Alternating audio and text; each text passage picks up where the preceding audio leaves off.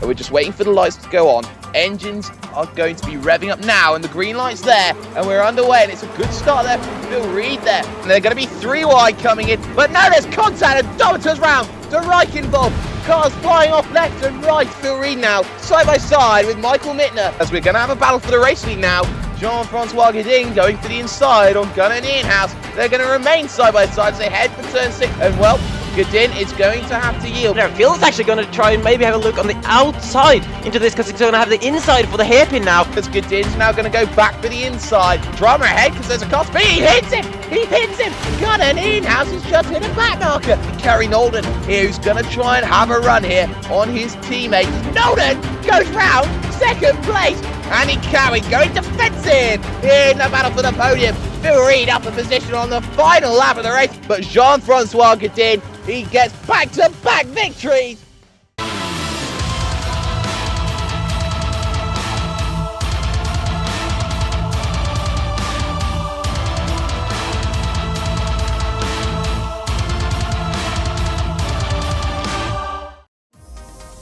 Welcome back one and all to the AOR Formula Renault 2.0 Championship. We're here, Season 1, Round 4, into one of the most historic circuits on the calendar. Yes, we're here at Autodromo Nazionale Monza. Here, 24 laps, 11 turns, 1 mandatory pit stop. Jake Sparey in the commentary box with everyone's favourite commentator. It's Fisi. Thank you, Jake. Hello, everybody. And another exciting race in front of us here at a track which has provided loads of great action in previous seasons with the Star Master. Be interesting to see how this new car copes around here. Many good overtaking opportunities, and I think we'll be in for another action-packed race.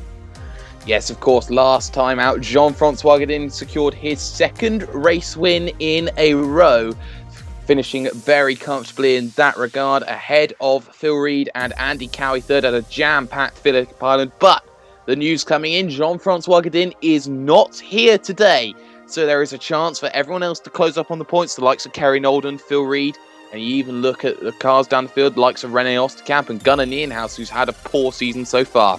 But enough of that said, let's move on now to your qualifying report.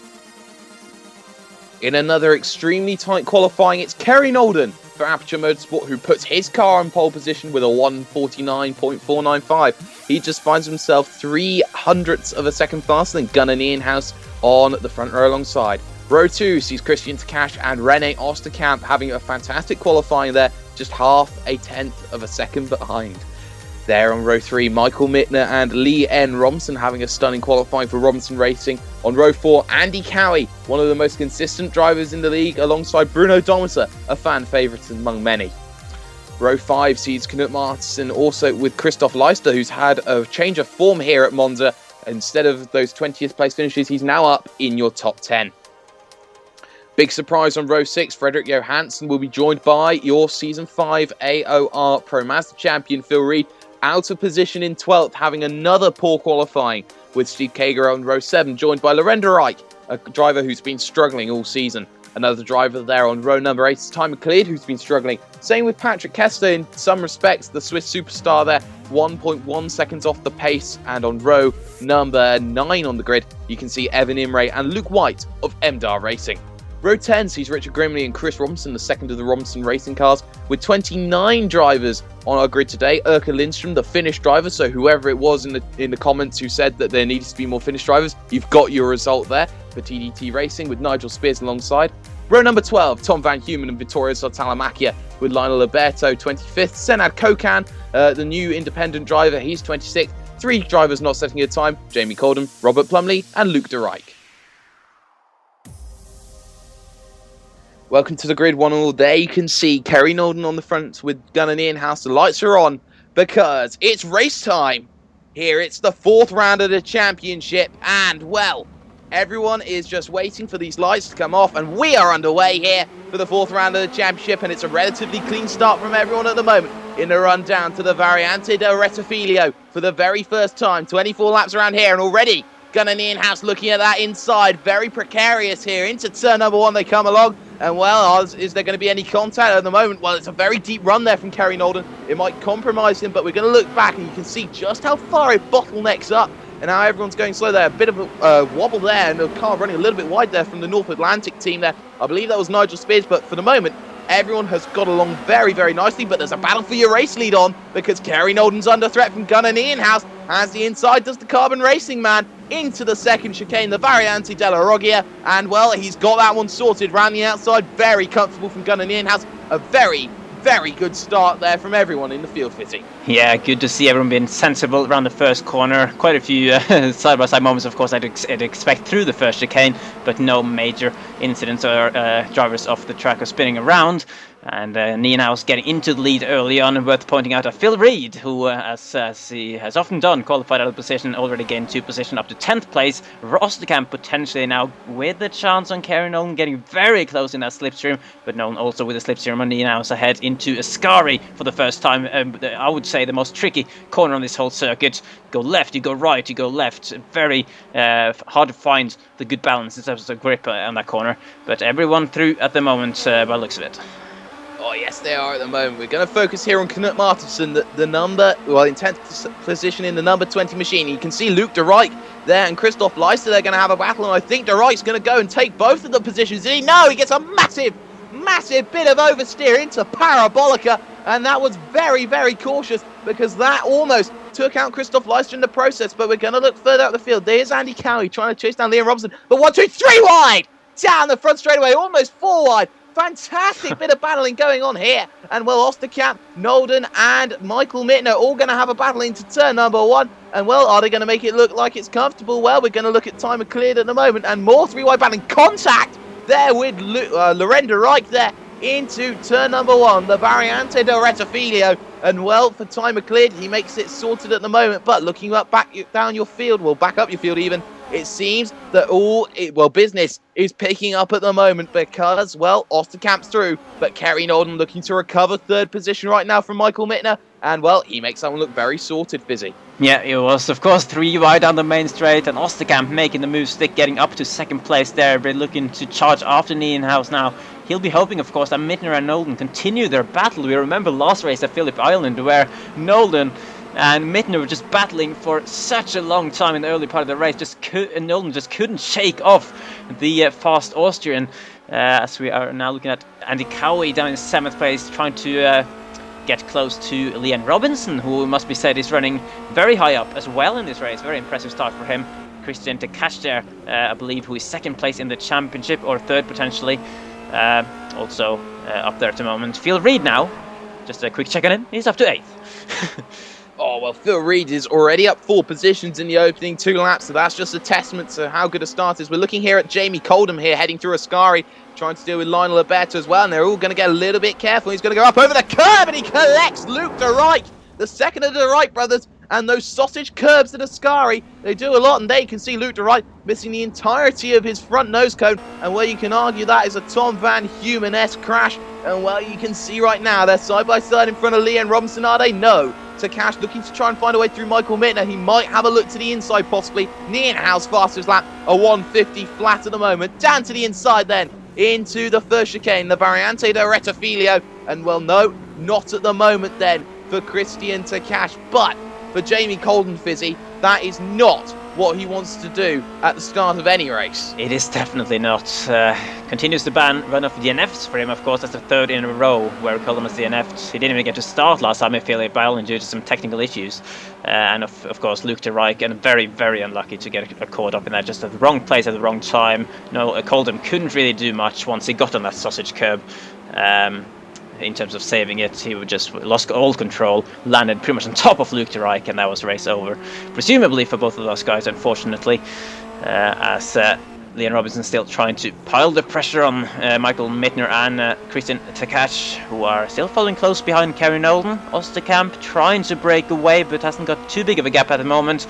Nienhuis up in front has got, I would say, potentially Osterkamp out of his slipstream range, but obviously very early stages at the moment. Loads of things to happen in this race, only on lap 3 so far. At see on the scoreboard, Leister just making a move on McLeod for 11th there, and Lauren de Rijk dropped down to 14th, so something's definitely going on in the midfield that we haven't seen there.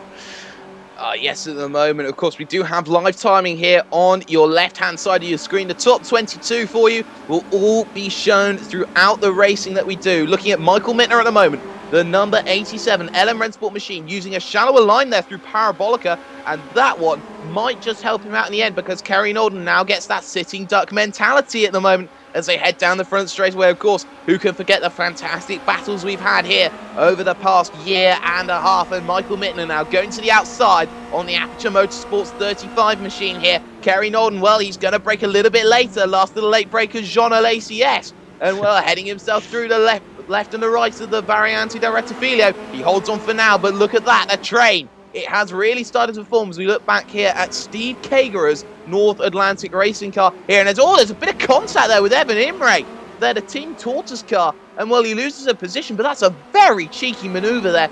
I don't know what the stewards are going to think of that one, but look at this. Kerry Norden having to play defensive. And, well, Kerry Norden will hold on for the time being. But this is a fantastic train, Fizzy, to be focusing on here as we look at Frederick Johansson. We are indeed. Oh, and Frederick Johansson goes spinning. Oh, he managed to slow it down before hitting the wall, though, so he can continue, but that'll be frustrating for him, losing loads of position. Eric Lindstrom now, it's exactly the same place. Oh, it's slight tap with his rear wing on the barrier there. The Finn making his debut race of the season. Not working out for him so far, though. Hopefully he can continue with that damage. But now we go to catch side by side with Michael Mittner for fourth position. Maybe this is what Nolan wanted to see. Get Mittner away from him for just a brief moment to catch round the outside.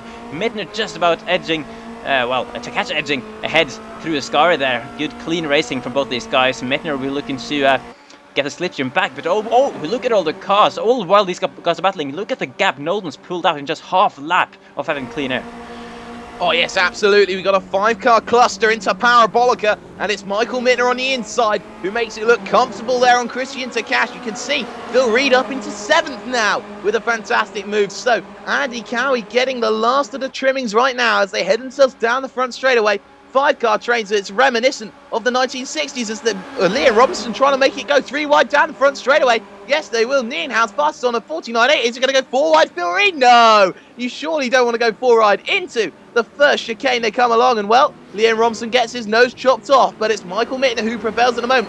Bit of a slide there, and that's going to allow Phil Reed the opportunity to go through, surely. And don't forget, Bruno Dommels are closing in there behind as well, and even the likes of Knut Martinsen as well. They're the very experienced veteran here as well. They're all going to be fighting here for the second chicane at the moment. Who is going to win the drag race? Is it going to be Phil Reed? Is it going to be Leon Robinson? Your answer to that one is into the second chicane, the Variante della Roggia, they come along. It's going to be Leon Robinson who holds on, or are they going to go side by side into the first Lesmo? That's going to be a question to ask. Answer to that one is yes, they will. Phil Reed, half a lap of battling, you betcha. He's trying to do everything at the moment, and he's got the inside for the second Lesmo. Great piece of work, but Michael Mittner spears it off wide, and he's in the gravel, and he'll lose 5 or 6, possibly even 10 positions in that one. Michael Mittner buckles under the pressure, Fizzy. Wow, quite unusual, I guess, to see Michael Mittner make a mistake like that, certainly this season, but that's going to drop him way down the field, 9 positions down from 4th to 13th, as all these guys are still scrambling. There's a train of 5 now, with the catch just trying to break away slightly in front of them. Phil Reed has got himself back ahead of Lee and Robinson. Actually, he did it at Lesmos with a great move. I was also interested to see Phil Reed getting passed around the outside. Usually he's the master of doing the around the outside passes, as we now have behind them. Dometer getting in on the mix on Andy Cowie, who's running very high up in the championship, given his consistency so far this season. And he's going to try to get a cutback, the better exit, out of Parabolica onto the main straight for the 5th time even, this race, starting lap 6. And Dometer just getting that slipstream off Robinson's car ahead to pulling himself into safety from Cowie's challenge. Oh, yes, he is at the moment. Andy Cowie's going to have to play second fiddle to that beautiful old classic Ferrari livery there on Bruno Dometer's car, but he's got to be careful here about falling down the order, because Knut Martinsen will want a piece of the action, no doubt about it here. Fantastic battling here, and we're only 1/4 of the way through. Only 6 laps in through of this 24-lap event. Pit window, well, it could be anywhere, really, from about lap number 8 all the way up to lap 16, you could argue here as well. They're going to be battling here into the second chicane right now. And, well, it's going to be hold stations at the moment, boys, because there is still a lot of battling to go on. And maybe, just maybe, it might come down to pit stops and who gets the most consistency in that respect. But for now, Andy Cowie's 222 machine will be looking to battle. And don't forget there, that's Ty McLeod and Christoph Leister behind there, who are also trying to put themselves in on the action. But Fizzy, This is an early battle in the field, as you can see right there in the background. Christoph Leicester trying to move side by side. It's a really difficult one to try and be playing here with this early stage in the race. Just what do you have to do in order to keep that consistency up and make sure you aren't swallowed up by everyone else in the field? Well, it's just about keeping you calm, really, and being aware of your surroundings, especially when you're in close battles like this. You just need to be knowing what the other car is doing, as Chris Robinson does not know what the wall is doing, because that's caught him off guard. There, he's going to have some front wing damage, I'm sure. Unfortunate for him, as Lauren de Rijk now moving to the inside of Ty McLeod. Leister's lost out in that battle, as Lauren de Rijk coming out of nowhere, taking 2 positions, but then getting a huge slide on the exit of Parabolica. That's going to impede his exit onto the straight massively. He just moved basically out of the way almost. But then it comes back, and McLeod has gotten away, while de Rijk and Leister's now going to be side by side. We've seen so much battling, as you'd expect, down this straight. We got to battle ahead of him as well. Cowie going through on Dominger there, behind Leanne Robinson. And let's see who came out on top. Looks like Lauren de Rijk still ahead of Leister in battle for 11th. So it's battles up and down the field, but you can see though how much these battles are costing these guys in terms of time. Look at this, because these guys now battling. You can see Reed and Robinson, who haven't been battling on that particular lap, are pulling ahead on in front just because of that. Well, these guys having to go slow through the corners, through going side by side. Dominger taking that position back on Cowie straight away, while Martinsen just sitting silently behind, watching at the minute. But yeah, just looking at the gap from Gunnar Nienhuis in the race lead down to René Osterkamp is less than 2 seconds. Osterkamp actually running solid pace to keep up with him, not quite getting close enough to get the slipstream and potentially have a move on Nienhuis at the moment, but keeping up quite nicely on pace. Whereas from Osterkamp down to Nolden is about 3 seconds, and then Nolden down to the catch about 4 seconds. So kind of the gap starting to form a little bit out in front, but still very close. It's between certain drivers in the midfield. Yes, we are. We're looking here at Michael Mittner here, down in 13th position here for the 87 LM Rennsport car here. Just look at the sausage curves here through Ascari. That's to stop any potential corner cutting coming along. You can see he's running very wide. He's entitled to do that. But now we'll look at his sister team here of LM Racing here. This is Christoph Leister, who is looking for a change in form here behind Loren de Rijk here into Parabolica, the big right-hander. They're going a little bit slow in on entry to get as much exit as he possibly can. And for Christoph Leister, he really needs to find his galvanized series. As you look at that, Gunnar Nienhuis, fastest lap, a 1:49.6. Well, if the gap was 2 seconds, it's going to be a little bit more than that now for René Osterkamp. But look at Leister. He's pulling in on the slipstream. He's going to move to the inside here for the Variante del Rettifilio. And, well, you can see just how much it's going to mean to him. It's going to be a very comfortable move, is it? Well, last of the late breakers. And, well, he's going to lose out in that respect. Trying to go for a cutback. Great block, though, from Loren de Rijk. He keeps the position sorted here, Fizzy. And for Loren de Rijk, who's had a horrible season but has shown the pace, he's looking to try and get away from the lap 1 incident, and now he has the opportunity to show everyone what he's truly worth. Yeah, it's an interesting battle between two drivers who have had to struggle some start of the season. Leister trying to get back now, but backs out of it. Yeah, Loren de Rijk has been quite unlucky. He's shown decent qualifying pace in some of the races this season, but yeah, he has had bad luck in the races. Got caught up in that first lap incident, of course, last time out of Phillip Island.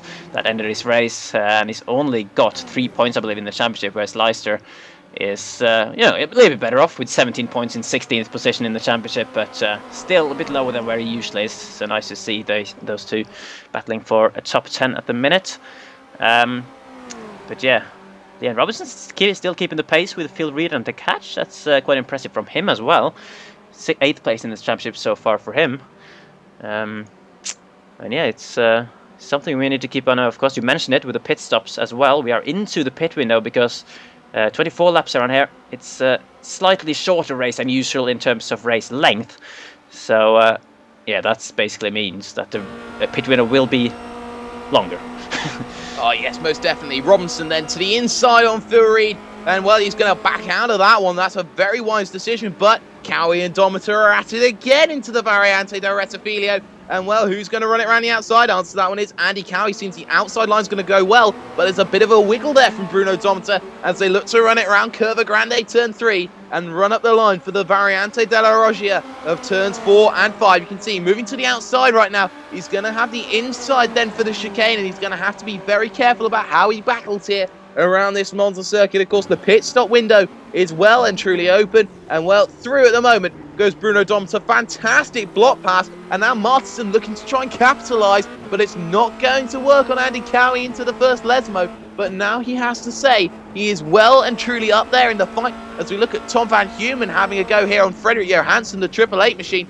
Here into the left-hander, and now the right, and you can see just how wide he's gone along, and well, you can see just how good that exit is from Tom van Humen. He'll have a go into the opening Lesmo here of turn number 6, and guess what? He gets that one sorted nicely to Cash. Now running himself through the left-hander, but he's got it wrong. He spun it wide, and well, Cash will drop down the order, and that one is going to hurt as he 360s round and drops all the way back down to 9th. Oh, what a shame. He was running up in 4th. Oh, take that. That is timer clear going round. Oh, my word. What's going on? To Cash again. Wow. Everyone going round. Nobody can keep their car sorted, Fizzy. That is crazy. To Cash spinning twice in the space of 2 corners, and then McLean just spinning in sympathy behind him as well. That is very tricky. I mentioned, of course, before, Sparey proving to be very difficult, and Robinson around again at the second chicane there. But he's outside the points at the moment, towards the back of the field. And yeah, Johansson is back ahead of Van Humen now. As we are on lap 11, getting close to the halfway point in the race. It's really flown by as usual when you're having fun. And yeah, worth mentioning, Mettner down in 21st at the moment. He's one of the very early pitters in this race. I can't see anyone else having pitted so far, to be honest. To Catch potentially, actually, as he's down in 13th, I think, to Catch. Or is that purely down to his spin? It might just be the spin, actually. Yes, it will be, but we're going to look at this side-by-side action here behind, because Martinsen having a little look again here at Andy Cowie. But as I say that, Dometer's gone around 180, and that will pull him down the order once again. Not brilliant. Everyone just struggling here just before the pit stop window. Tyres might just become a factor right now. As you look at Dometer, he's all the way back now, down into 11th, behind the car of Patrick Kessler, the Swiss superstar that he is right now. And well, for Bruno Dometer, he has to try and fight his way back again. It's all about consistency. And if you look at the front 3, they've done consistency a treat at the moment. But we're going to stay here with Bruno Dometer as he looks to try and get back on Patrick Kessler, run the slipstream into the Sparey here, as look, he might have a go here, looking at the left-hand side here, as they come underneath the old course, and while he goes through on the inside, he makes that one look very, very comfortable. Kessler now trying to have a move, Fizzy, here down into Parabolica. Yeah, nice to see battle still going on. Dometer now finding another LM car to battle with after spinning off, of course. Kessler's he backed out of it quite easily into Sparey, but he's done it well because it's given him a great exit out of it, and now a good chance to get through Parabolica. They're going to be side by side. Dometer ducking him behind. He's going to get some slipstream now as Kerry Nolan, interestingly, sets the fastest lap of the race there, taking it from Nienhaus, and then through the first chicane, he spins around Nolan from 3rd position, spin completely onto the grass there as Dometer's trying to make the move on El Kessler, but knocking all the cons out of the way, and he's dropped behind his teammate again, just like last time in Phillip Island. Oh, wow. Well, talk about that. Kerry Norden now under threat. Leanne Robinson wanting a piece of the action now here in this battle for 4th position. As I say that, we cruelly cut away to a 360 from Evan Imre. Style points included, but Leanne Robinson through on Kerry Norden, and he's going to have to think that the red mist is starting to descend. You saw his descent after hitting the cones, and oh, up and over goes Chris Robinson there. That's the 3rd instant he's had today this race, and he's starting to run the line here on penalty points. Remember, there's 17 penalty points here in this season. Otherwise, then you will get a disqualification. That's what nobody will really want. As you look at Martinsen here, trying to battle here with Andy Cowie in 6th position. Looks like some of the cars here have all started to have a few incidents. Everyone's starting to try and play calm, but now you got to think. Pit stop window well and truly open halfway through this race, and a lot is to go on further on. Yeah, that's true. It's we've seen a few early pitters. I mentioned Mittner, of course, has already pitted. Nolan's going to try to make fast work to get back ahead of Robinson. Be interesting to see where Nolan, now that he's fallen into a bit of traffic again, whether he will maybe make an early pit stop. Robinson on the outside as Nolan just slid on that curb on the inside there. Reed trying to pull away out in front, and yep, Nolan actually goes straight into the pit lane. The danger, of course, with pitting early, even though he kind of escaped from the battle with Robinson there, he might just fall into a battle with some other cars further down the field who haven't pitted yet. That's always a danger, of course, as Martinsen now going to make a move down inside of turn 1 on Andy Cowie. Yes, he is, and you just caught me mid-drink there, but that's My Martinsen bad. through. Is it, or is he? Because Andy Cowie might have to go on the cutback, and that's a bit of a slide there from Martinsen as he tries to go through there around the Variante del Rettifilo. Gonna have to have a little look there as there's Chris Robinson once again, and he gets that one horribly wrong. Round he goes at second, Lesmo, and I believe he's going to try and flick it back around. No, he hits the barrier, and that could surely be the end of his run. His wild and crazy ride in that roller coaster is over, and he might need a doggy bag after that one because that was not brilliant here. But we're going to move on to lap 14. Most of the drivers in, and one of them in is Gunnar Nienhuis, the race leader. So that is going to be all changed. So we look at Patrick Kessler here, Fizzy, having another look at Bruno Dometer. Yeah, this guy's still going at it, battling for 9th position at the moment. Might be slightly lower down though, once all the pit stops have shaken out. We know Nolden and now pitted Mittner. It will be an unknown when he comes back. And then Cowie now trying to go back, just to repeat the move that Martinsen did on him a lap earlier. Easily up the inside. Martinsen not fighting it too hard on the curb though. As these guys are running for a top 4 position at the moment, but once again, Nolan will probably get back at. And Nienhuis, the race leaders, just coming out of the pits. So he's going to make a relatively early pit stop. I mean, you can probably make the fuel tank last here until about lap 16, 17. So they definitely could have dragged that on in the lead for a few laps longer. Now he's actually pitted and is fallen into a bit of traffic with, was that Dometer just ahead of him, I think?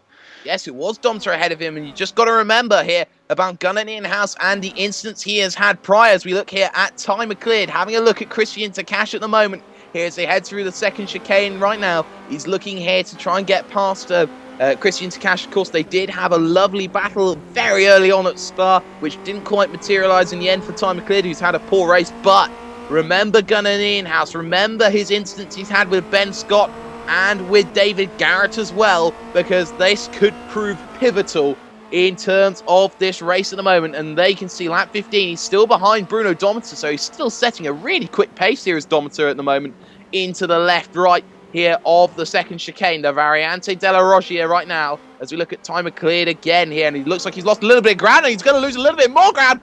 Big crash into the barrier, and that's the end of that one for the Hydroforce racing car. That will be the end of that, as René Osterkamp, his teammate, leads the way at the moment here. Yeah, very unfortunate there for Ty McLeod. He cannot get any luck either this season. He's got 6 points in the championship, and that is probably race over for him. Huge incident with the wall. So unfortunate for that Scotsman in the Hydroforce car. So we are looking back on Nienhuis. He's still not getting particularly close to Dometer, to be honest. I think Dometer is just running a solid, steady pace there. We know from previous Pro Master season he was for a while known as a very, very good defender. He had some very solid defensive drives back in the Star Master. I wonder, he probably won't be fighting Nienhuis all too hard in this particular race, knowing that Nienhuis is the net race leader. Or maybe we'll live in pit, who knows, but Nienhuis will pick up a nice slipstream. Might actually benefit him to have a slipstream down the straight, never mind. Dometer goes into the pits, so and Takash follows. So yeah, this is when, in a few laps now, we'll see, once the pit stops have all shaken out, where everyone truly is in this race. Nienhuis up to 7th briefly, as Osterkamp is running a few laps in the lead right now. And Reed currently up in 2nd place after starting 12th. This man is just some kind of miracle man in the race, I think. Oh yes, he is the moment, and we are going to look here at your race leader here, having to try and put some time trial laps in order to get himself past Gunnar Nienhuis at the moment here. René Osterkamp, the 129 machine here in the Hydroforce racing car. Well, it's going to be his best result if he finishes up in your podium. He hasn't had one yet this season. 2 5th places and an 8th place finish is all that he has to his name. Of course, he has been a race winner in this series, so he will be one certainly to look out for in the second half of your season, as well as the first, as he heads himself through Ascari now, the left, then the right, and then the left again, which puts you onto this back straightaway, which is really, really something you have to try and get right. There's Phil Reed. Already at the moment, he is up 10 positions at the moment from his net position at the moment. And, well, Phil Reed has been a revelation since, well, after Spa and through Zandvoort. And there's Liam Robinson here, chasing him down all the stretch of the way. It just seems that the gaps have pulled out a little bit here, Fizzy. And that is not ideal for these guys wanting to battle. The first battle we have to look at here is Kerry Nolden actually down in 11th, who's actually not pitted. And he's going to try and find a way past Tom Van Humen, yet to make a pit stop. Yeah, Nolan has pitted, Van Human has not, and that's gonna cost Nolan a little bit of time as he makes his way up the inside of a Sparey, dangerously close to the sausage curb, and again on the second apex, and again on the third apex. It's we've seen a few examples of cars hitting them and flying up in the air. That's the last thing you want to do. Van Homan doesn't really get any benefit from fighting Nolan here, but he's actually pulling into the slipstream, and Nolan forces a good defensive here from Van Human. That is, I'm not sure Nolan's going to be too happy about that, but he definitely don't. The last thing he wants to do is, of course, to let Van Human back past him. But we are on a lap number at the end of lap 16 for these guys. Van Human's going to try to make the move back past, actually. So he's going to drag his stint out as long as he possibly can before going in. So they are side by side. Nolan, can he hold on to this one? That'll be crucial for his race overall, and he does indeed. Van Human not trying anything crazy around the outside there. So yeah, Osterkamp still in the lead in lap 17. They're going to have to be pitting very, very soon. Same with Reeds, same with Robinson, same with Cowie and Martinsen, and all the top 5 yet to pit. So yeah, to catch back in a battle now with Dominger out of the second last one. Yes, they are at the moment. And something to notice, the slipstream is very beneficial because it means you're actually using less fuel. Therefore, you can run your tank longer. And, well, Leanne Robinson's the only car at the moment who is still out that has not made a pit stop. And where you look at Christian Takash right now, here trying to have a little bit of a move here on Bruno Dometer. Here, this is back down in the battle for 14th. This is not representative of where they are on track at the moment. As you can see, René Osterkamp coming out. There's Gunnar Nienhaus. Gunnar Nienhaus has put in a stellar pit window stint right there as he looks to get an entire half a front straightaway away. And, well, Gunnar Nienhaus is going to try and follow in the footsteps of Govan Keeney, another Dutchman who won at Monza, because this is a fantastic piece of battling. And if he can keep his car straight, he is in all sorts of positions. Nolden fires himself through on Martinsen in the pit window. Wow, I think Nolden's dropped some time there, actually. I swear he was at least lower than he was 4th, I think, when he pitted. He was side by side with Robinson for 4th position in the race. Now he's down in 6th, so he's lost out to Robinson and Cowie throughout the pit phase. To catch going through on Dometer on the main straight there. And they will be finding themselves in only 11th for the man who's 2nd place in the championship, Christian Takash. Obviously, after his spin, that'll be disappointing for him. He still have time, though, to try and catch up to Leister and Lauren de Rijk ahead. And then there's battling towards the back of the field. Van Human coming out of the pits, where Richard Grimley is greeting him. Robert Plumley just behind as well. Grimley taking that position. Van Human slotting in, bang, in the middle of that battle, which is for 17th place at the moment. Still for points, top 20, of course. That score. Oh, yes, of course, right now. And you look at Tom Van Humen, he's going to try and look to go back through here on Richard Grimley in the kart squad, running that milled 7-esque livery there in the kart squad. Through he goes on the inside, bit of a block pass, and now Plumley, the experienced Brit, will look to try and find his way through. Of course, Plumley very successful in the BSRTC series as well that you see on Apex Racing TV. Of course, they're a bit of a plug there, but you look at Robert Plumley, he's right about behind, and he's going to lift off a little bit here on Richard Grimley, try and get that run pretty much sorted here down this back straightaway, heading towards the Sparey right now, and you can see he already puts a wheel here on the inside, and this is disadvantage there to Richard Grimley at the moment here as they look to run it into a Sparey. They come along, and Plumley is going to have to brake a little bit earlier, but they're going to remain side by side through the first half of a Sparey. But Plumley's going to yield, and look how far Tom Van Humen's got away just on that battle alone. Yeah, exactly. This is what we've been talking about. The drivers going side by side through the corners, battling. Oh my word! How was Kager not being flipped? That's some very interesting lines going on. I mean, constant saving of the car there. I mean, he's preparing himself for the dirt racing that's coming to iRacing soon, or at some point anyway. But Martinsen, he's close to Nolan there. Nolan's really been struggling. I don't know if he's got something wrong with his car. We don't usually see Nolan this far low, and he's actually been caught by Martinsen because he was further ahead after the pit stop. But Kager now, oh, he's got a pit. That's a very late pit stop. Oh, and yeah, okay. That's a blown engine there, I do believe, and that just sums up Steve Kager's race. Shows how frustrated he was. He was maximising all his lines. As we look here at Christoph Leister having a little battle here with Luke de Rijk for 9th place on circuit at the moment.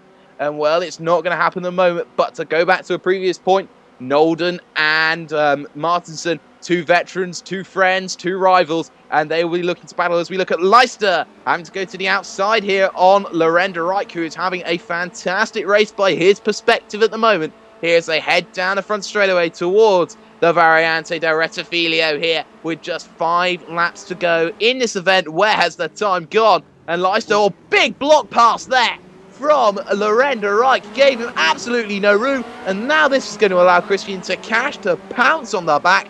And well, Christian Takash, well, this is a great opportunity to jump into the top 10. Dometer as well to gain a position here through Curva Grande as they head for the Variante della Roggia, the second chicane.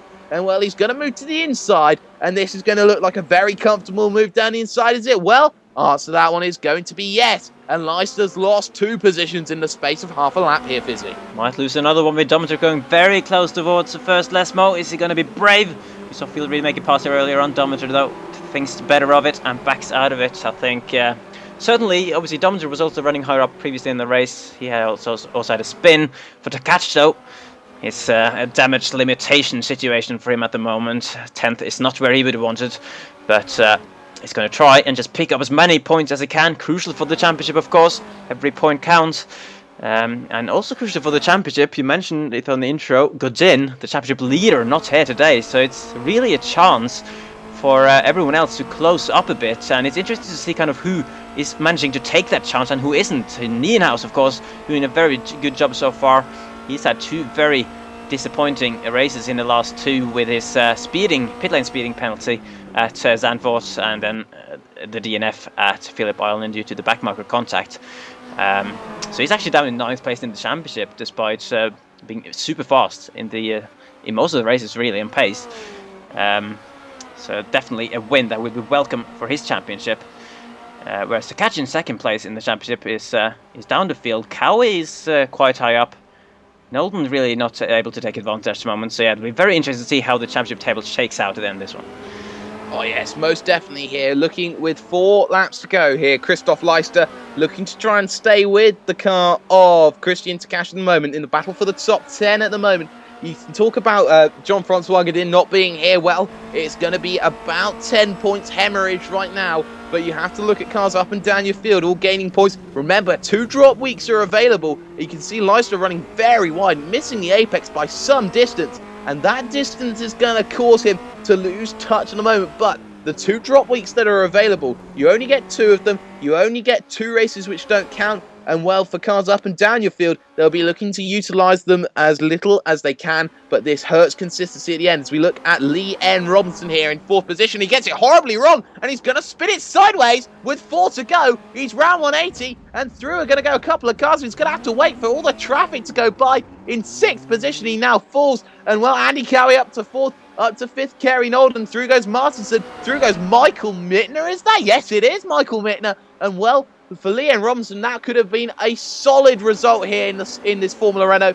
But no, he's going to have to fall back in line and wait just 1 moment further, Fizzy, as we look at Robert Plumley looking at Tom Van Humen. And pulling to the outside into Ascari. It's such a tricky place to go side by side, and Plumley actually backs out of it there and lets Van Humen have that, maybe with the intention to get a better exit. Huge on that sausage curb though, and he's going to go nearly into the wall. Good save there from Robert Plumley, another veteran of the league, of course, challenging one that hasn't been in that long. He's surrounded actually by people who haven't been in that long. Van Humen and Grimley, relatively new drivers in the league, in relation to Plumley anyway. But here we have the race leader with 2.5 laps to go of this racing, looking pretty damn comfortable is he right now. Osterkamp still also comfortable in 2nd place, not really getting any pressure from Field Reed, who's also running nicely in 3rd. Nolden though trying to catch Cowie. He's going to have Vittorio Saltellamacchia as a backmarker ahead of him. Luckily moves out of the way just in time for Nolden to not lose any time, but he's only 2nd and a bit behind Cowie here, so maybe 4th is still on the cards for Nolden, even though he'll probably be disappointed with that given his earlier spin. Oh, yes, of course, and don't forget, he qualified on pole position as well, so that'll be something to note. And don't forget, there are going to be battles up and down your field. Look at Leon Robinson trying to chase down here the car of Michael Mittner, but look at Rene Osterkamp here in 2nd. He's been a world of his own since about lap number 2. He hasn't really had anyone to really battle with. He's got a fantastic result on his cars. You talk about Gunnar Nienhuis, who is doing a stellar job for that Carbon Racing team. Carbon Racing having a rich heritage here in AOR. Of course, remember Patrick White back in the day being a driver. And you can see he's got half the front straightaway already. And Gunnar Nienhuis is out and alone with 2 to go. He's proving everyone why he is fantastic at the moment. But we're looking here at Richard Grimley at the moment here, trying to chase down Tom Van Humen. Fizzy, just what can Richard Grimley do to improve his chances of getting better results further and further down the season? Well, it's about practice a lot of the time, and also pulling off good moves, which is trying to do right now up the inside of turn 1. But yeah, these guys are always the back of the field. Obviously, they have to be realistic with themselves as well throughout the season and not set their aims too high, kind of take it one step at a time. You don't want to be setting your aims too high and constantly get disappointed because it's not working out. You kind of just try to aim a little bit higher every time, and if you can do that and you have the motivation, you have enough time to practice, then hopefully these guys can do it. That's not how you do it though, Richard. That's huge on the curb. Luckily for him, not in the wall. You can even pass him in the gravel trap. But yeah, obviously so many things to consider when you practice for these races, as Lauren de Rijk as well having a huge moment. That's very unfortunate for him. He was running inside the top 10, now dropped down to 12th here, as I believe the leader's on the final lap. So it's been a relatively long race, albeit slightly shorter than usual, but still battles going on there. Yes, there are. We're looking here at Michael Mittner, and well, you have to say that's a poor final lap there for Loren de Rijk there. Didn't want to lose the top 10, and well, he's done so at the moment, down in 13th. But Mittner all over the back now of Martinsen. This will be a last lap shootout here, and the traffic's only helping Martinsen at the moment here. If he can clear it quickly, then Saltalamacchia won't be a problem here for Martinsen, and well, it'll be more of a problem for Michael Mittner. Mittner just about in slipstream range at the moment. He'll have to be very careful later on in his lap, but what does have to be said is this has been a fantastic race, and Kerry Nolden here is actually on the back of Andy Cowie. Cowie's going to have to try and play defensive.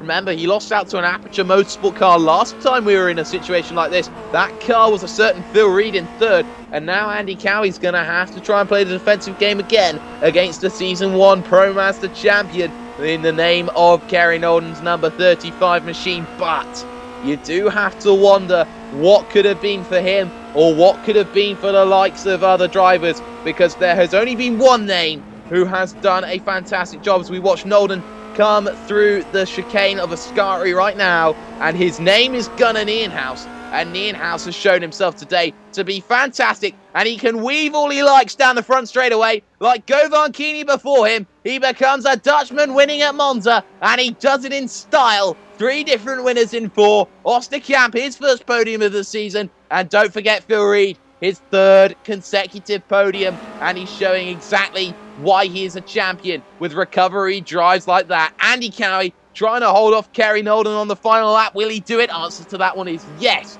A fantastic job in that respect. And well, you look at Martinsen coming through here, Fizzy. You look at all these battles going on up and down the field here on the final lap. Kerry Nolden, fastest lap there. Better less, a 1:49.3. Nice, a fantastic lap. That is a qualifying lap from Nolden there to get that bonus point, of course, for the fastest lap on the final lap of the race. So at least some consolation for him, despite finishing off the podium, which is disappointing for him, having qualified on pole position. But yeah, Nienhuis, Osterkamp, and Reed to an extent, once he got out of all the battles, they were just running their own race in that second half of the race, kind of stayed out of trouble, just run solid, consistent, fast pace out of front, were never touched again. And I think, yeah, just top drives from those 3. Great to see Osterkamp on the podium again as well. Obviously, his one win previously in the Star Master was at Nordschleife of all places, as the last few guys now coming across the line for the final few points position. Lionel Alberto picking up a couple, and then we shall see who gets the final points of today. That is Nigel Spears for North Atlantic Racing.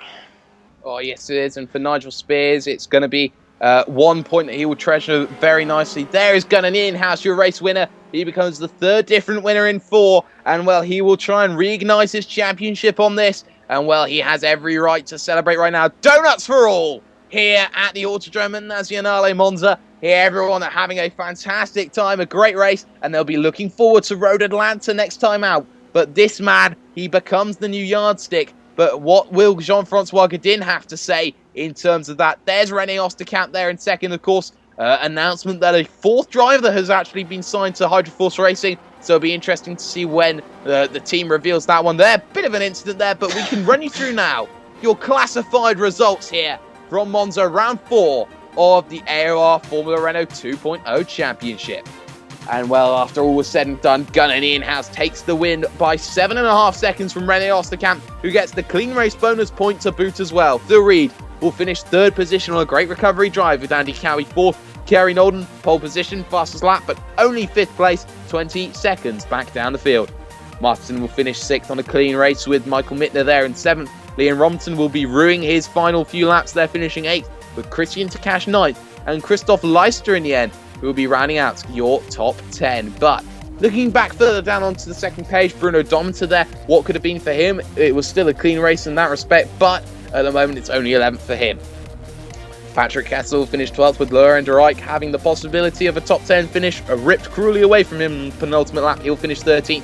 Fredrik Johansson and Evan Imre, just a quiet day then for Team Tortoise, 14th and 15th, with Tom Van Humen 16th, Richard Grimley 17th, Robert Plumley, the experienced driver there in 18th, with Alberto 19th, and Nigel Spears rounding out your points. Of course, we had 29 drivers, but we had 20 drivers on the lead lap, and only 7 drivers failing to finish. Satalamaki and Kokan finishing one lap down, but the cars not to finish. Steve Kager, Ty McLeod, Chris Robinson, Luke White, Urka Lindstrom, Luke de Rijk, and Jamie Colden. But with everything said and done here at Monza, and it has been a fantastic race, we're going to bring you a couple of driver interviews, starting off with your race winner, and his name is Gunnar Nienhuis. We're joined in the commentary box by our race winner, Gunnar Nienhuis. Gunnar, qualifying for you was really something quite tight. Of course, you had the top 4 guys once again split by half a tenth of a second. Just sum up qualifying for you, because front row place on the grid is always something to be proud about, but still you haven't really found your stride yet in terms of qualification, in terms of pole positions. Yeah, I'm struggling a bit. I did about 2 laps this qualifying. I did a 0.5, 49.5 in this qualifying, and I thought it would be good for pole position, but unfortunately Gary was few hundredths faster, and I just need to work on getting the fast lap in within those 3 or 4 laps instead of after 5 or 6. So it's something I need to work on. Yes, of course, and your race really was kind of summed up as over after the second chicane that you went through. Just because you found yourself in the race lead, you didn't look back after it, after Kerry Norden made a couple of mistakes. Overtakes were here, there and everywhere, and you started to break away. Just in terms of time trialing your way through a circuit, is it something that you train to do a lot? Is it something that you try to get the best as you can? Because it was pretty much lights to flag from your end. Yeah, that's pretty hard actually. When I first started AOR, I lost concentration pretty quickly if I didn't have someone in front of me. But just driving races really helped me to keep my concentration for several laps in a row without anybody you can aim for.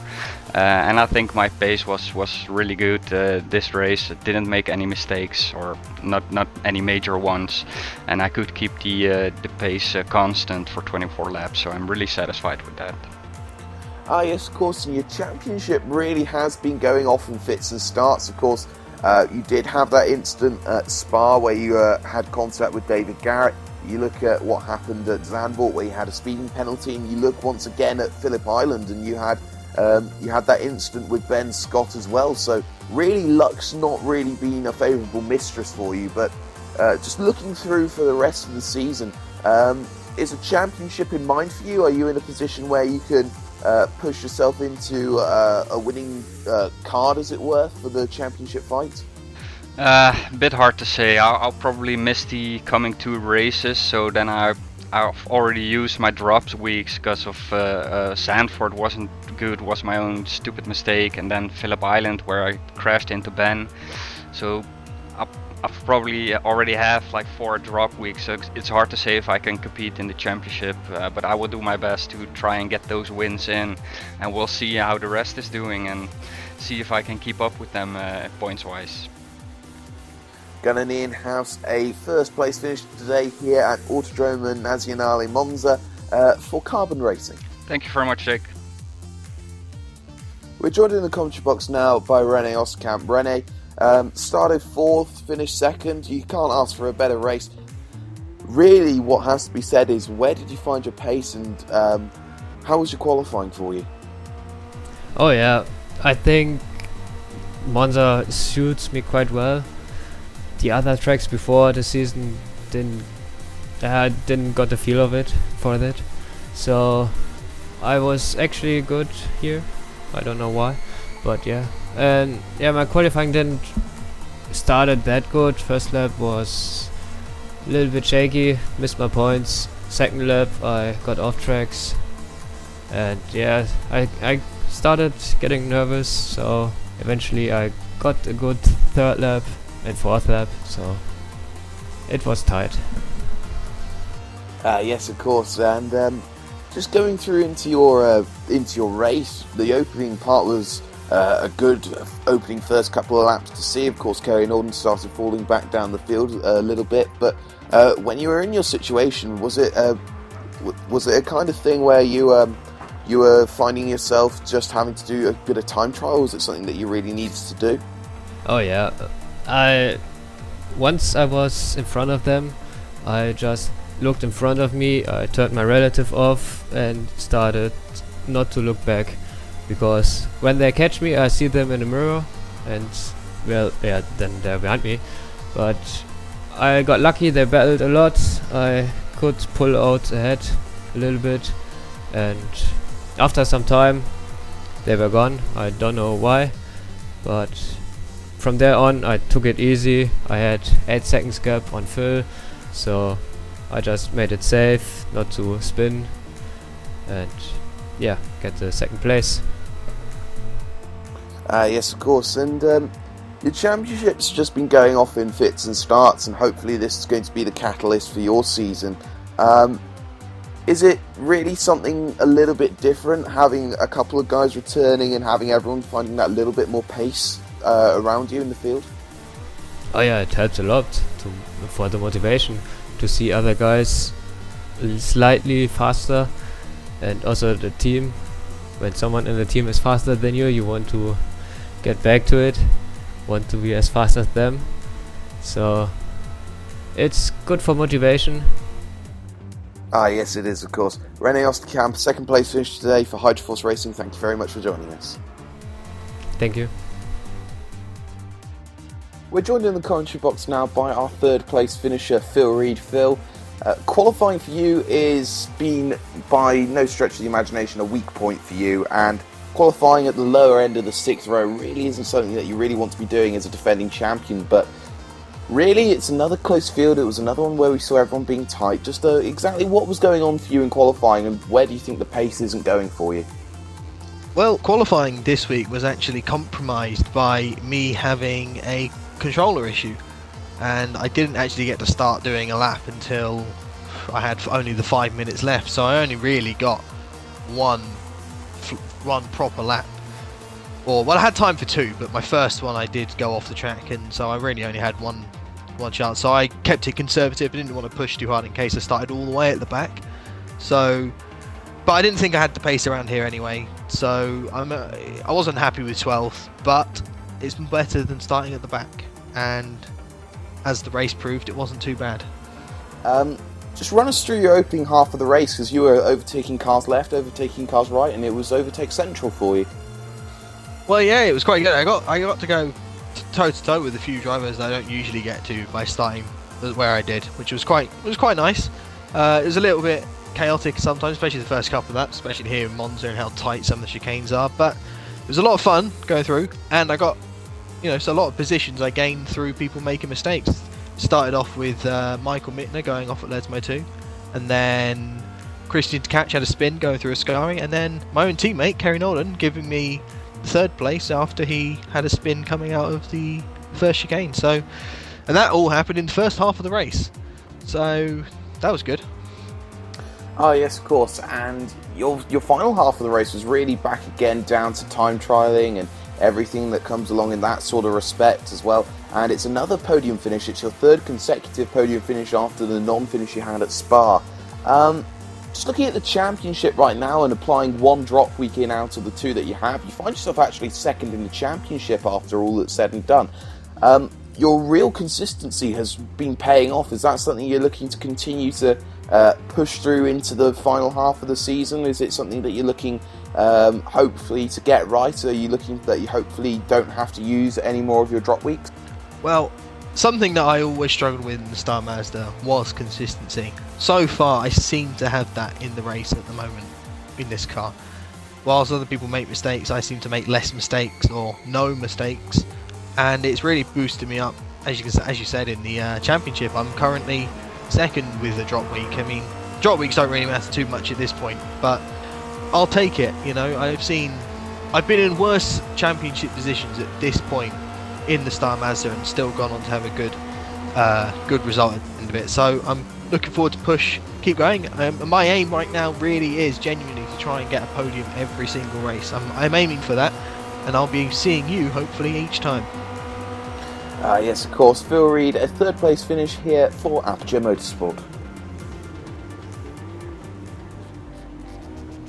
And so the Drivers' Championship right now looks a little bit conspicuous because Andy Cowie here now pulls out a 7-point lead over Jean-Francois Godin and Christian Takash there in third position. So the Drivers' Championship hotting up. René Osterkamp jumps up to fourth. Phil Reed, his ever-consistent drives have put him up to fifth now on 81 points. So you look at this, the top 5 drivers split by just 10 points at the moment. Kerry Norden will be second in the Aperture car, so who's the number 1 driver? At the moment, it seems it's Phil Reed. Gunnar Nierenhaus, after his race win, will pull himself up to 7th. Michael Mitten at 8th. Liam Robinson 9th. Martinsen there started to pull his championship back together here. He now is in 10th. And well, looking down onto the second page, there you can see Frederick Johansson not having the best of races. He'll drop down to 11th. Looks like LM Racing there being very consistent. Kessler and Leister looking back down. Janik Nierenhaus not here today, so he'll drop points. Domitor gaining up now after a good solid finish by his remarks.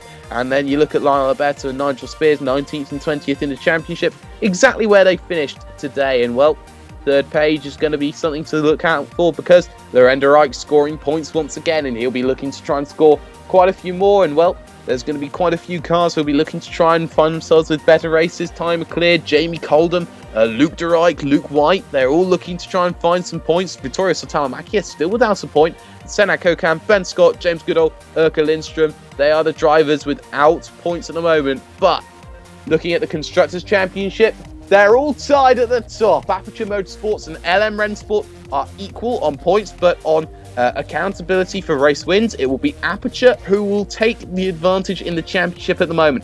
Hydroforce jumped themselves up to third at the moment with team players there comfortably in fourth. Tied, well, not comfortably, as they're tied on points with Red Devolution Racing, the 2 one-man teams combined. Carbon Racing will put themselves 6th with Team Tortoise dropping down to 7th. LM Racing there back up into 8th with Robinson Racing 9th, and Force Fisi there rounding out the top 10. But looking back down, there's North Atlantic, Kim Ducci. N Racing, the one-man team there, back down to 13th. TDT scoring good points there is Bruno Domitor. Shame that Urkel Lindstrom couldn't do the same. Team One Line there, Rich Racing, former Park Motorsports, the Kart Squad, and MDAR Racing down at the bottom on 1 solitary point. But next time out, Fizzy, Road Atlanta, it's going to be 44 laps, and it's not going to be a sprint. This one is a marathon, and consistency is surely going to be the key. Yeah, definitely. Road Atlanta is a track that most of the guys who race with us in the Star Mazda will be very familiar with. It's one of the tracks we've been at the most, and it's a very tricky one. We've had some very interesting races there as well in the past, and with the way the championship is looking right now, Cowie is only sneaking in out of nowhere to take the lead, I think. Yeah, and there's like, I don't know, 8 drivers that could potentially win it in the end. You really don't know how it'll go, and I'm very looking forward to see the next chapter. Oh, yes, of course. And remember, Road Atlanta, the circuit in Season 4, which saw Justin Brunner crash out there in the opening race of the championship. It saw the likes of drivers being made. It's seen the likes of drivers being broken. It saw Jake Beckett pull himself up into a third-place finish. And, well, if anything's to go by, I've been Jake Sparey. I've been joined here by Fisi. And well, after all that's said and done, Andy Cowie, with his consistency, with his 3 4th place finishes, he will sneak out. He will steal the championship lead. But everyone will be looking like detectives as the thief in the night tries to run away with it. Good night.